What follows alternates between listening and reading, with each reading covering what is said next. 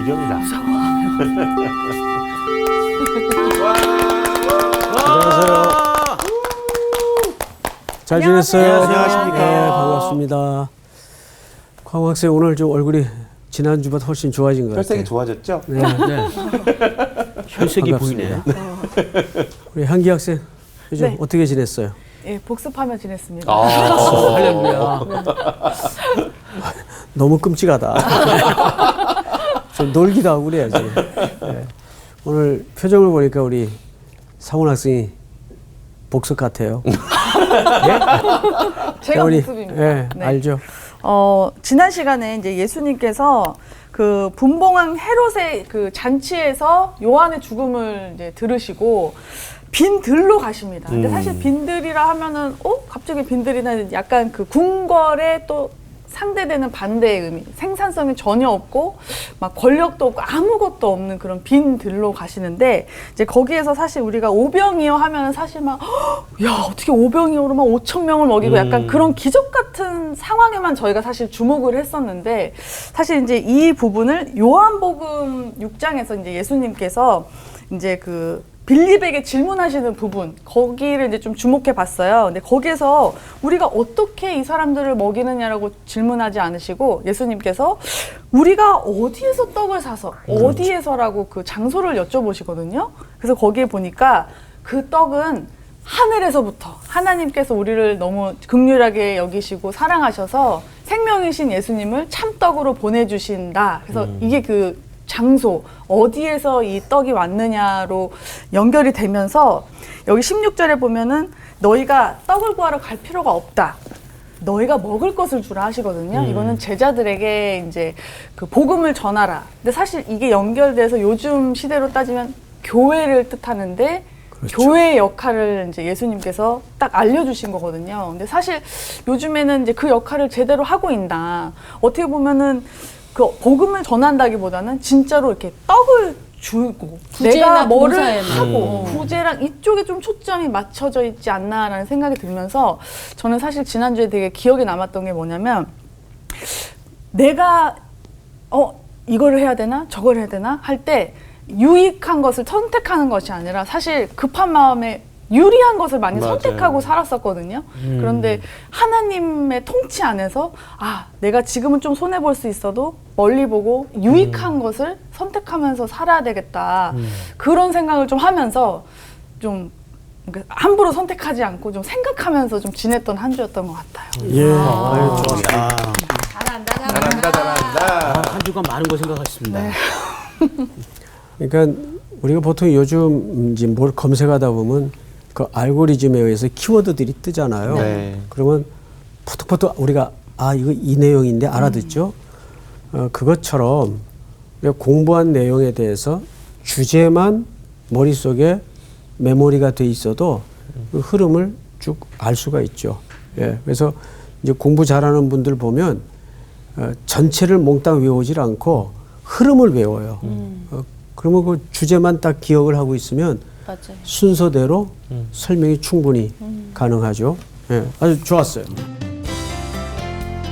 오늘 수업 마태복음 47강 물 위를 걸으시는 주님. 자, 오늘 마태복음 14장 22절서부터 33절까지인데 석절식 이렇게 읽읍시다. 네. 광호 학생. 예수께서 즉시 제자들을 재촉하사 자기가 무리를 보내는 동안에 배를 타고 앞서 건너편으로 가게 하시고 무리를 보내신 후에 기도하러 따로 산에 올라가시니라. 저물매 거기 혼자 계시더니 배가 이미 육지에서 술이나 떠나서 바람이 거스름으로 물결로 말미암아 고난을 당하더라. 밤 사경에 예수께서 바다 위로 걸어서 제자들에게 오시니 제자들이 그가 바다 위로 걸어오심을 보고 놀라 유령이라 하며 무서워하여 소리 지르거늘 예수께서 즉시 이르시되 안심하라 나니 두려워하지 말라. 베드로가 대답하여 이르되 주여 만일 주님이시거든 나를 명하사 물 위로 오라 하소서 하니 오라 하시니 베드로가 배에서 내려 물 위로 걸어서 예수께로 가되 바람을 보고 무서워 빠져가는지라 소리질러 이르되 주여 나를 구원하소서 하니 예수께서 즉시 손을 내밀어 그를 붙잡으시며 이르시되 믿음이 작은 자여 왜 의심하였느냐 하시고 배에 함께 오름에 바람이 그치는지라. 배에 있는 사람들이 예수께 절하며 이르되 진실로 하나님의 아들이로 소이다 하더라. 아멘. 예, 잘하셨어요. 여러분 그 1880년대 아주 혁신적인 발명이 하나 1880년대요. 예, 이루어졌죠. 전기? 1880년? 네. 1880년대. 뭐가 됐을까? TV?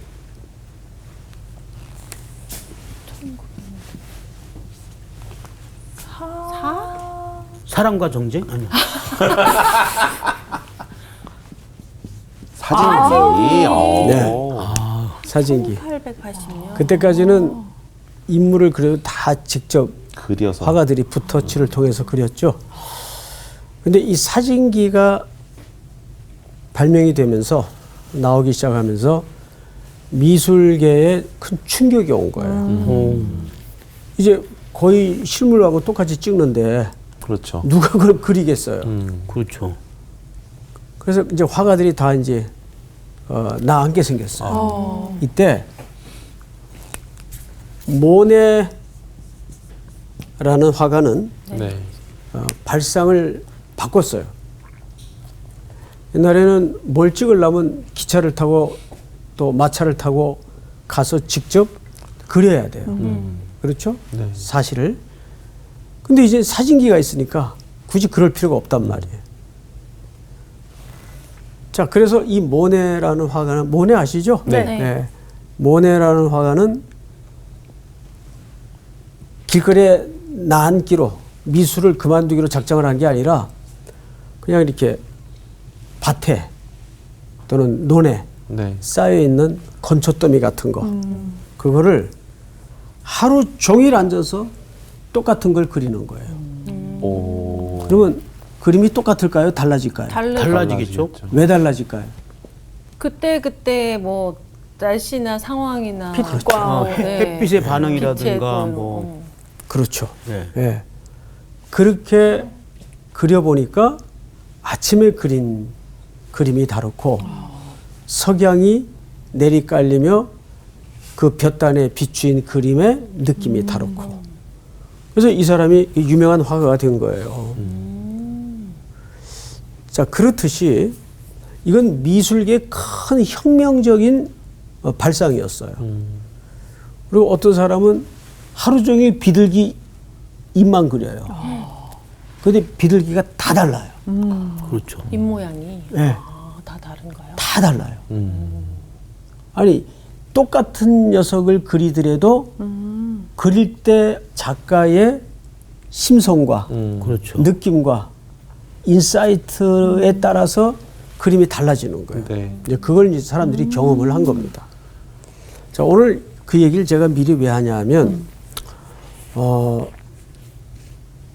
우리가 보통 마태, 마가, 누가복음을 공감복음이라고 하죠.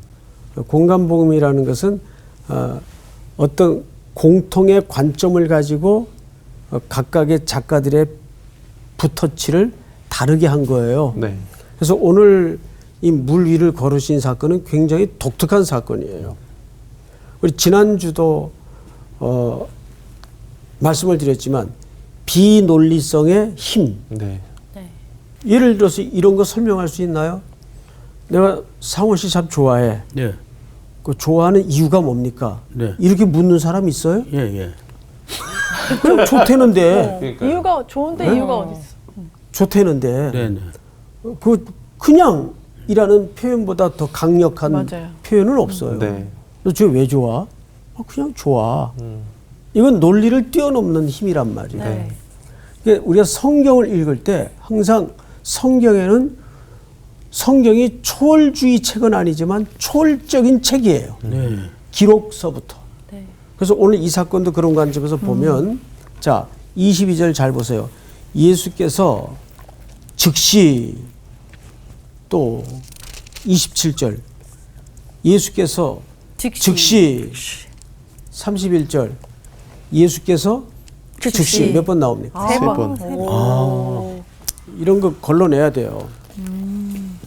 즉시 걸러놔야 돼. 그러면 이 즉시라는 말이 어느 때에 등장하는가를 한번 보세요. 두려워할 때? 죽게 되었을 때, 아니 구원해달라고 불안해할 했을 때. 제자들의 믿음이 흔들릴 때입니다. 제자들의 믿음이 흔들릴 때. 그리고 22절은 예수께서 즉시 제자들을 재촉하사 그랬어요. 네. 네. 왜 재촉했을까요? 예수님을 왕으로 삼고자. 그렇죠. 네. 예수님을 왕으로 옹이하고자 하는 무리들이 지금 인산인해를 이루어 방금 무슨 걸 보고 우병이요. 그렇죠. 야 이분이다. 이분이야말로 이 시대를 구할 메시아다. 그래서 몰려들었어요. 이거 유혹이고 위험해요. 위험하지 않아요. 위험해요. 위험하죠. 그래서 즉시 제자들을 제초하사. 이제 이 뜻을 알겠어요? 네. 그리고 또 27절을 보시면 예수께서 즉시 이르시되 안심하라 나니 두려워하지 말라. 이때도 제자들은 흔들리고 있었어요. 위경 속에. 31절 즉시 손을 내밀어. 베드로가 이제 죽겠다고 난리치니까. 자 그러면 왜 이런 표현이 세 번씩 여기에 강조되었을까? 그 이유를 알아요. 저는 이 단어에 진짜 요즘 애들 말로 뻑 갔어요. 너무 은혜를 받았어요. 우리의 상황 속에서도 하나님은 즉시, 즉시. 일하고 계신다는 그러니까 거를 느끼는 거 아니에요? 얘를 도와줘 말어 생각할 것조차 없이 바로 그냥 그러니까 왜 사랑해 그냥 이것처럼 그냥 바로 즉시라는 단어는 이제 보통 우리가 이제 성경 읽고 나서 기도하고 묵상을 하잖아요. 근데 어떤 게 이렇게 걸려드냐 하면 어떤 고난과 위경과 어려움을 만나면 우리는 다급하죠. 네. 그런데 나도 다급하지만 주님이 나보다 더 하신 것 같아요. 이 즉시라는 표현 속에. 근데 정말 그래요, 안 그래요? 그렇죠. 예. 예. 자녀들은 키워보면 아시겠지만 맞아요. 예. 지가 지금 얼마나 위험한 줄 몰라요. 압니까? 모르죠. 잘 몰라요. 근데 아빠는 모든 걸 다 경험했고 겪어보니까 쟤 지금 저러고 있으면 안 되는데 즉시. 그러니까 사실은 하나님이 장광호보다 급한 거예요. 그렇죠. 예. 송태그리보다 급하시고. 근데 이게 되게 위안이 되는 게 전 말씀 들으면서 저희가 막 고난이고 고통이라고 느끼는 순간에 왜 하나님이 숨으셨나 이런 느낌을 느낄 때들이 있잖아요. 근데 일을 하지 않으시는 게 아니라 그걸 누구보다도 잘 알고 있지만 그 기간을 내가 넘어가야 되는 그 시간임을 내가 더 알 수 있구나라는 생각이 좀 들어요. 하나를 가르치면 열을 깨달아요. 야, 하나만 이야기도 쉽는데. 그런 역설이 있어요. 사실은. 하나님은 사실 언제나 나보다 내 필요에 대해서 절절하세요. 그러니까 침묵하시는 것 같고 하나님이 모습을 감추신 것 같은 순간에도 네. 주님은 우리보다 더 마음이 달아 있어요. 그러니까 제가 어느 목사님 그 예화를 이렇게 저희에게 오셔서 강사분인데 이런 예화를 놨어요. 이제 아들하고 아빠하고 집에서 숨바꼭질을 해요. 그 아빠가 이제 숨었겠죠, 어른이. 근데 얘가 해가 떨어질 때까지 아빠를 못 찾는 거예요. 네? 예. 근데 아무개 아빠 여기 있어 그러고 나오면 이게 극적이질 않잖아요. 아, 그렇죠. 근데 아빠는 숨어서 아유 빨리 여기 좀 보지 이쪽을 보지 내가 지금 아빠 옷깃을 이렇게 겉으로 삐지도록 냈는데 내놓고 있는데 예. 누가 더 찾기를 원하는 거예요. 아빠가 찾기를 쟤 저러다가 무서워하면 어떡하나. 해 떨어지는데 빨리 아빠 좀 찾지. 누가 마음이 더 달아 있어요. 아빠가 아빠. 즉시. 오늘 부사 또 바꾸세요. 네. 즉시. 아, 즉시. 부사는 매주 바꿔야 돼. 즉시 저는- 바꿔야겠다. 예. 저는 매주 받은 은혜의 마디가 항상 푸사에 이렇게 새롭게 업로드돼서 올라가 있습니다. 즉시. 자, 그런데 성경을 다시 보십시다. 무리를 보내는 동안에 배를 타고 앞서 건너편으로 가게 하시고 오라.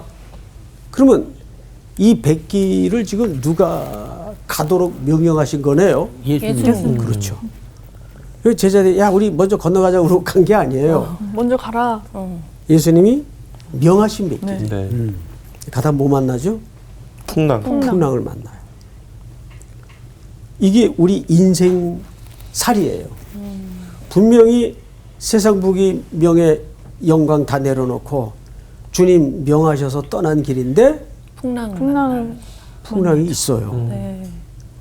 이게 복음이 설명하는 인생이에요. 네. 근데 지금까지 우리 어떻게 배워왔어요? 다잘 예수님 되고. 순종하면 다 축복받고 네. 다 집 사게 되고 그래서 교회 집사들이 이렇게 많은 거예요.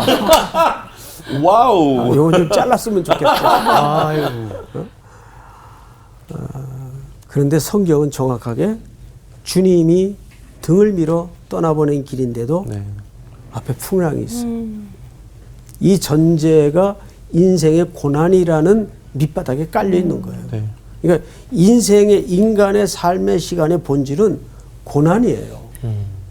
근데 왜 그런지 아세요, 여러분? 항상 우리의 믿음은 그 흔들리는 시간 속에서 자라도록 설계하셨어요. 네. 그래서 평탄한 아무 걸리작거리거나 돌부리도 없이 그런 길에다가 우리를 걷도록 해두시지 않아요. 우리 이 나그네와 순례길이 닿는 시간까지 그런 길은 계속 됩니다. 그래서 문제는 뭐냐면 어느 날 그 신학대학 교수님인데 학교 선배예요. 그래서 제가 좀 세미나 모셔가지고 강의를 듣느라고 제 방에 오셨어요. 형님 오랜만이에요. 근데 이제 턱 앉으시면서 이제 뭐 큰 신학대학의 교수님이신데 야, 송 목사, 난 요즘 말이지 숙제가 하나 있어. 내가 신학교 교수 아니냐. 근데 점점 무슨 생각이 드냐 하면 야, 성화라는 게 진짜 있냐? 그래요, 저를 보고. 갑자기 대학 교수가. 형님 왜 갑자기 뜬금없이 그런 질문을 하세요? 했더니 아무리 가르쳐도 안 바뀐대, 사람이. 예? 뭐 바뀝니까? 안 바뀝니까? 안 바뀌어요. 안 바뀌어요. 안 바뀌어요. 그럼 성화가 도대체 뭐냐, 그 말이에요. 그러니까 이제 그 대학 교수님이 그 질문도 무리가 아니에요. 예? 앉자마자 오랜만에 만났는데, 야, 송 목사, 성화라는 게 정말 있냐, 그래요. 근데 얼마나 그 질문이 강렬했던지, 자, 물어봅시다. 성화라는 게 있긴 있어요? 저는 문제 아들을 휩싸여 살잖아요. 네. 이번 주 괜찮았다 다음 주에 확 다 가거든요. 그렇게 지금 20년을 살고 있어가지고 세상에. 너무나 와닿습니다. 수희 학생, 성화라는 게 있어요? 저는 있는 것 같아요. 네. 아멘. 설명 좀 해보세요. 아니 그게 뭐 사람이 성격이나 뭐 이런 게 변한다기보다는 말씀 안에서 내가 뭔가 진짜 깨달으면은 그랬던 내가 그러지 않으려고 노력하잖아요. 그 과정이 성화가 되는 과정이 아닐까 싶어요. 노력하니까 됩니까? 네? 노력하니까 돼요? 아니, 맨날 되진 않아요. 어느 순간 될 때는 있다. 뭐 자, 이런 거. 이 대답은 유보합시다. 이 오늘 공부의 끝 무렵에 네, 답이 나올 거예요. 정확한 답이 나올 거예요. 자, 본문을 보십시다. 근데 24절을 보시면 배가 이미 육지에서 수리나 떠나서 바람이 거스름으로 물결로 말미암아 뭘 당하죠? 고난을 당한. 자, 그런데 유대인들에게 이 바다, 이 물은 어떤 사회적인 관습과 통념을 가지고 있는가를 꼭 이해를 할 필요가 있어요. 보통 계시록 13장에도 보면 악한 것들이 다 어디서 일어나요? 바다에서 바다에. 나와요. 물에서 일어나요. 네. 그래서 유대인들은 이 바다 또는 물은 어둠의 권세 잡은 자들이 준동하는 공간으로 이해를 해요. 네. 그러니까 이 상황, 고난의 상황은 누구의 장난으로 이해를 했겠어요? 사탄의 사탄의 악마의 그렇죠. 장난. 네. 귀신과 어둠의 권세 잡은 자들의 네. 장난으로. 그래서 예수님 보자마자 뭐라고 소리 질렀죠? 유령이다. 잠잠을. 귀신이다 그런 거예요. 네. 그냥 나온 말이 아니에요. 네. 그 당시 사회적 통념에서 저절로 튀어나온 하나 그들의 문화죠. 자, 본문을 보십시다. 고난을 당하더라. 밤 사경에, 이 사경은 어둠과 밝음이 교차되는 가장 칠흑 같은 시간이에요. 가장 어두운 시간이에요. 예수께서 바다 위로 걸어서 제자들에게 오시니, 자, 이 부분을 신학자들은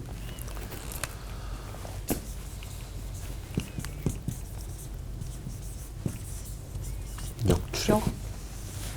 자, 이스라엘 백성들이 출애굽을 할 때 뭐를 건넜죠? 홍해. 바다. 홍해를 바다를 바다를 건넜어요. 건너요. 네. 그래서 예수님이 지금 바다를 건너시는 거예요. 네. 근데 뭘 먼저 하시고 바다를 건너시나요? 보낸다. 갈라놓고. 오병이요.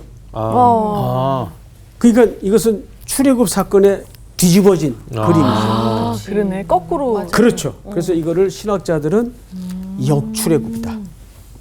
거꾸로 된 출애굽이다.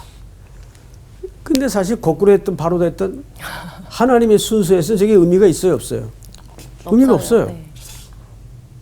그러니까 저 사건은 어린 양 예수 그리스도께서 우리의 구원을 위해서 생명의 떡이 되시기 위해서 지금 죽음의 바다를 건너서 제자들에게, 고난당하고 있는 제자들에게 오시는 거예요. 그러고 나서 출애굽 구약에서는 이게 거꾸로 광야에서 떡을 먹게 되죠. 네. 히브리 노예들이. 네. 근데 여기서는 떡을 먼저 먹어요. 먼저 먹고. 자, 이건 무슨 그림일까요?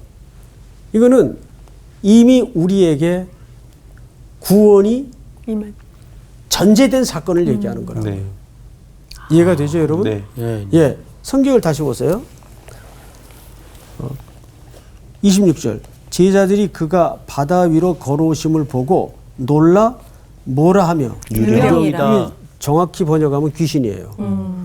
그 왜 이런 소리를 질렀는가 조금 아까 설명을 드렸죠. 네. 그러자 예수께서 즉시 이르시되 안심하라 나니 두려워하지 말라. 자, 여기 보시면 아까 즉시라는 말이 제자들의 어떤 상황 속에서 수식어로 나왔다고 돼 있죠. 믿음이 흔들리는 때. 상황 속에서 나니 두려워하지 말라고 했어요. 그러면 우리 장광 학생 같으면 이런 상황 속에서 뭐라고 대답을 했을 것 같아요. 뻔한 대답 말하지 말고 네. 자기 본성대로. 우와! 글쎄요, 모르겠습니다. 우리 저기 성훈 학생 네. 뭐라고? 귀신이 장난친다.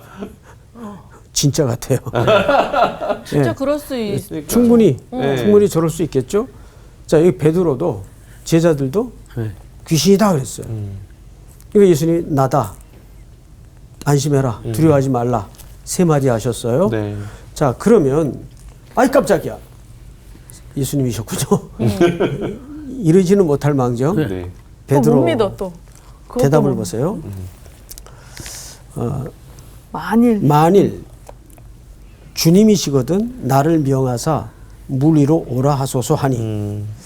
난 이것도 베드로가 참 대단한 평범하지 것 않은 같아. 사람이다 이런 생각이 들어요. 그렇죠. 이 상황에서 네. 무슨 말이 나와 무서워서. 이거 대단한 거예요. 네. 감히 이런 질문을 했겠어요, 누가? 네. 근데 베드로보다 더 웃긴 분이 예수님이에요. 오라. 네, 오라 그래요. 자, 그러면 이 그림을 좀 그려봅니다.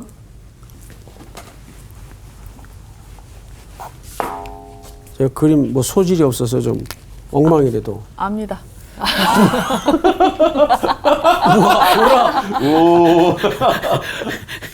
배가 이렇게 있었겠죠? 여기 제자들이 탔어요. 예? 12명. 하여간.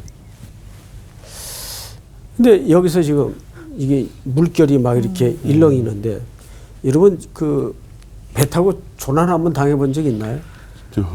완전 죽음이에요. 저는 진짜 당했댔어요. 저 마삭도라는 섬에 방주호라는 배를 타고 거기 전도하러 들어가다가 1시간 거리인데 멀쩡했던 하늘이 갑자기 컴컴해지더니 바람 불고 비가 때리는데 이 손가락만한 굵기의 비가 그냥 퍼붓는데 이렇게 파도가 치잖아요. 예? 와, 그 거대한 바다가 한꺼번에 일렁이는데 네. 이게 파도의 크기도 커요. 그러면 맞아. 배가 이렇게 올라갔다. 진짜 파도 끝에 이렇게 서요. 배가 이렇게 가야 되는데 배가 우리 이렇게 서요. 바이킹 놀이기구 맞아요. 네, 옳지, 옳지. 예. 그러니까 거기 동행에 있던 목사님 연세 많으신 분인데 어이 선장 그 배 엔진 끄게 더 놀래가지고 나는 아니 목사 엔진을 왜 꺼요? 근데 거기서 중요한 역사를 하나를 배웠죠. 이럴 때는 파도에다가 맡겨야 된대요. 거기서 자기가 힘을 작용하면 배가 바로 뒤집어진다. 반대로 네, 그래서 동력을 끄더라고요. 그래서 전도하러 들어갔다가 알지도 못하는 남의 집에 대청마루에서 한 6시간을 뻗었던 것 같아요. 엄청 그리고 서울에 이틀 후에 올라와서도 일주일 동안은 정신이 없었어요. 진짜 힘들어요. 너무 충격적이야. 진짜 힘든 너무 충격을 받아가지고. 근데 보세요. 이렇게 이제 물이 있는데 이쪽에서 하얀 뭐 희끄무리한 게, 네. 예? 희끄무리한 게 걸어온단 말이에요. 그 누가 봐도 귀신이지. 밤에 물에서. 예? 유대인들은 이거 다 알고 있는데. 그래서 귀신이다 쳤어요. 그러니까 예수님이 얘들아 나다 두려워하지 말라. 그러니까 여기서 배시가 뭐라 그러냐면 정말 선생님 맞습니까? 그럼 나를 명해서 오라고 해보십시오. 예수님이 와라. 이렇게 된 거예요. 그럼 베드로가 배에서 내렸겠죠. 네. 네. 내려서 예수님이 있는 곳으로 갔어요, 안 갔어요? 갔어요. 걸어갔어요. 그러면 베드로가 걸어가다가 끝까지 간 게 아니고 이때 바람이 부니까 바로 바람을 보고 무서워 빠져가는지라. 이게 몇 절이에요? 찾아봐요. 몇 절? 여기가. 조수야. 30절. 30절. 30절 읽어보세요. 바람을 보고 무서워 빠져가는지라 소리질러 이르되 주여 나를 구원하소서 하니. 자, 보세요. 여기서 빠졌어요. 그러면 지금 이 빠진 자리와 배가 머물러 있던 곳에는 거리가 간격이 떨어져 있겠죠. 네. 그렇죠? 그러자 예수님이 즉시. 오셔서 즉시 또 31절. 네. 31절 우리 향기 학생 읽어보세요. 예수께서 즉시 손을 내밀어 그를 붙잡으시며 이르시되 믿음이 작은 자여 왜 의심하였느냐 하시고. 예, 믿음이 작은 자요 왜 의심하였느냐. 거기에 예수님의 질책 속에 믿음이 뭐라고요? 작은 자. 작은 자요. 작은 자. 이것도 메모리해 놓으세요. 네. 그리고 손을 잡아 그를 건져냈어요. 그리고 함께 배에 올랐어요. 같이 걸어오셨나? 그럼 뭐 나- 업고 왔겠어요, 베드로를? 아, 그럼 그때부터는 이렇게 예수님 이렇게 손을 들고. 잡으면 같이 걸을 수 있는 자, 보세요. 거군요. 제가 그 얘기를 하려고 그러는 거예요. 그러면 빠진 자리에서 건져내가지고 함께 배에 올랐죠? 네. 그러면 결론적으로 베드로는 바다 위를 몇 번 걸은 겁니까? 두 번. 2번 걸은 거예요. 이 부분은 기자가 생략을 했어요. 근데 정확하게 정황을 그려보면 네. 2번 걸었어요. 그렇죠? 네. 근데 질문은 2번 걸을 때는 물에 빠졌어요, 안 빠졌어요? 안 빠졌겠죠. 안 빠졌죠. 왜 안 빠졌을까요? 주님이 함께 있었어요. 계시니까요. 두려움이 그럴 줄 없어서. 알았어요. 그럴 줄 알았어요. 저도. 그 대답이 오늘 여기에 꺼내놓을 대답이 아니에요. 보통 주님이 함께 계시면 답이 다 되죠. 자, 공부하기 싫어요. 왜 안 빠졌을까? 두려움이 사라져서. 두려움이 사라졌다. 네. 바람이 그때는 안 불고 있었나요? 그때도 부록됐죠. 어떻게 알아요? 바람이 그렇게 쉽게 그렇게 추론을 하지 말고 성경을 보라고요. 자, 보세요. 배에 함께 오름에 32절 바람이 그치는지라.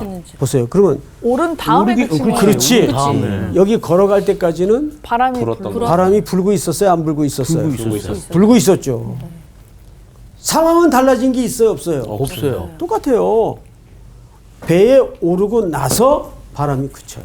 아, 그 예수님을 만나러 베드로가 갈 때는 네. 예수님이라는 확신이 아직 없었던 거지만 예수님을 만나노로는 그 확신이 있으니까 아니지. 확신이 있었으니까 무리를 걸은 거지. 조금. 자, 그런 거예요. 시간이 없으니까 여기서 이제 얘기합시다.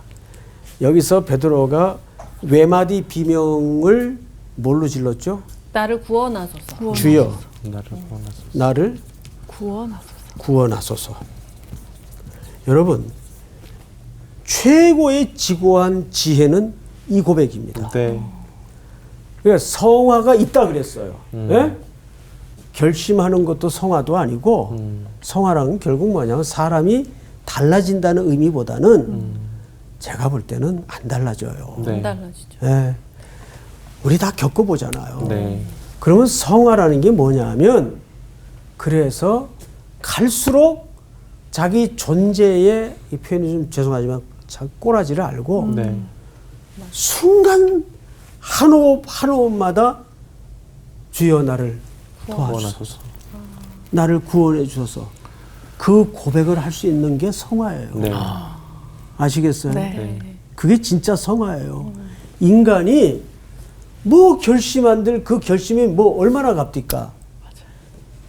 10번 자빠져 가지고 일어나면서 깨닫는 게 난 11번 넘어진다는 걸 깨닫고 일어나요. 그러니까 성화라는 게 적어도 제가 이해하기에는 사람이 발전이 되고 개발이 되고 달라지는 게 성화가 아니에요. 네. 갈수록 우리 입술의 최고의 지고한 지혜는 언제든지 주여 나를 불쌍히 여겨주세요. 아버지 우리 창광우 좀 살려주세요. 이 고백이 가장 최고의 고백이에요. 네. 결국에 성화는 내 노력으로 절대 될 수 아유, 있는 게 그럼. 아니고 하나님이 우리를 구원하심으로 맞아요. 그렇죠. 네, 이끌어 여러분, 가시는 과정이고. 베드로가 회개를 했어요. 예? 유다는 후회를 했고 그럼 베드로의 회개는 어떻게 시작이 됐는지 아세요?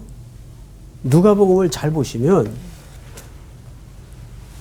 재판을 받으러 끌려가시는데 이 친구가 따라와요. 베드로가 어떻게 되나 보려고. 그때 주께서 몸을 돌이키사 그때 베드로의 눈과 주님의 눈이 마주쳤어요.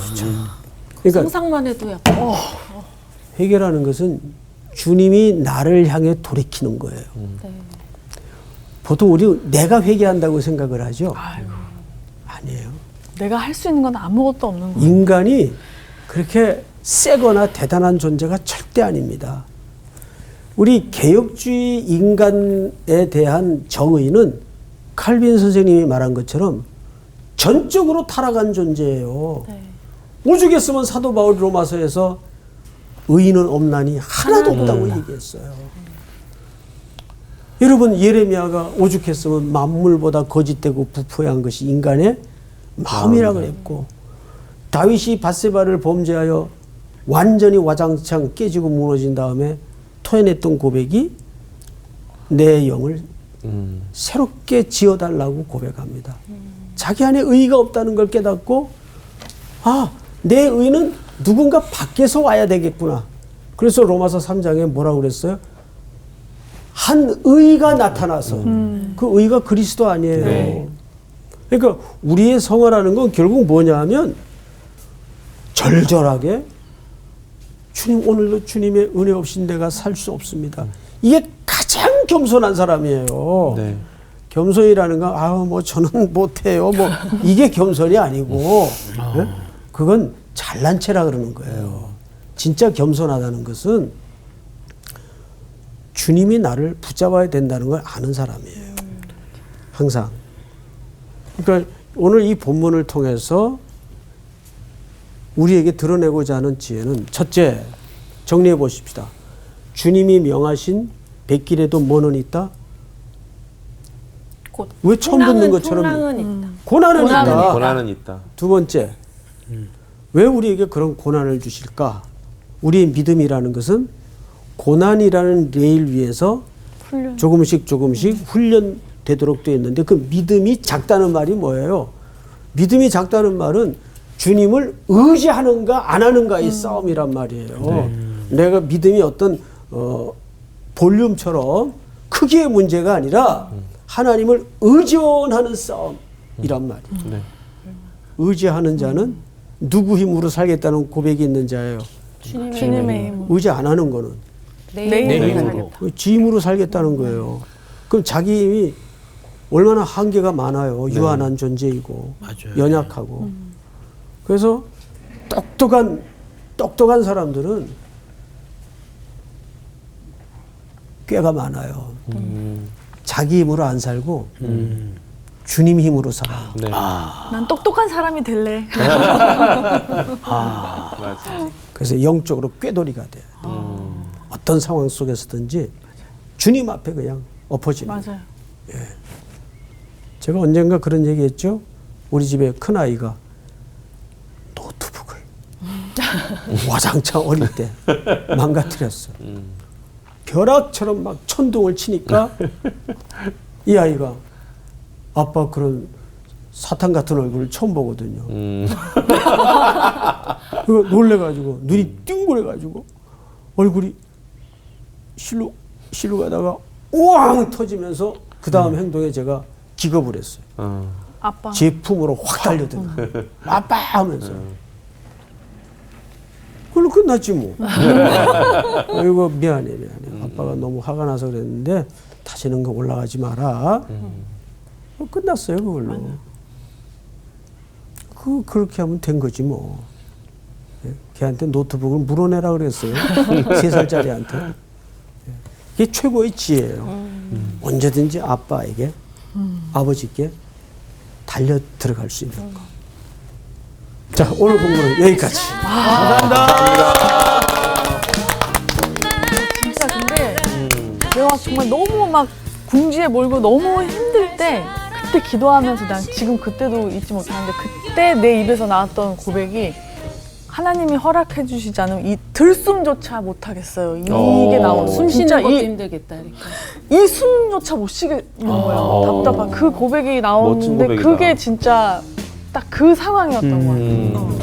근데 우리는 잘 모르는 것 같아요. 생각보다 진짜 아까 얘기하신 것처럼 압박감이 확 달려들면 더 이상 말씀 못 하시는데 우리는 더 주춤주춤 뒤로 가는 모습들이 있어가지고. 핑계대고. 진짜 지혜로운 거는 멀리 가는 게 아니라 와락 안기는 그치, 거라는 걸 한 번 더 가까이 생각하게 되는 것 같아요. 맞아요. 아, 그러니까 저도 보면은 이제 막 우리가 성화 과정 얘기할 때도 보면은 내가 말씀을 듣고 내가 깨달아서 내가 변하려고 노력하는 거라는 생각을 많이 하는데 사실은 이게 변화될 때도 있지만 그랬다가 어느 순간 누가 약한 거 살짝만 찔러도 원래 다 나오잖아요. 그러니까 정말 목사님 말씀하신 것처럼 매 순간 내가 그냥 하나님 아니면 안 돼요. 진짜 맞아요. 하나님 없이 이것도 못해요. 할 수 있어야 되는데 우리는 늘 그냥 이거 할 수 있어. 뭐 늘 내가 할 해왔어. 수 있는 거 약간 하나님한테 맡기고 맞아. 구분하려고 그러죠. 정말 그러니까 고난이 유익하다는 게 이런 데 해야지만 하나님을 찾는 것이 참 맞아. 멍청한 거야. 맞아. 맞아, 똑똑한 사람이 똑똑하지 못해. 늘 진짜 하나님 앞에서 나라는 내가 뭐 그거는 다 생각하지 말고 맞아. 하나님만 맞아. 의지하면서 똑똑하게 하나님만 이렇게 붙들면서 사는 네. 우리 우리가 됩시다. 외치면서 끝내볼까요? 네. 주여 나를 네. 주여 나를 구원하소서. 영적인 꾀돌이가 됩시다.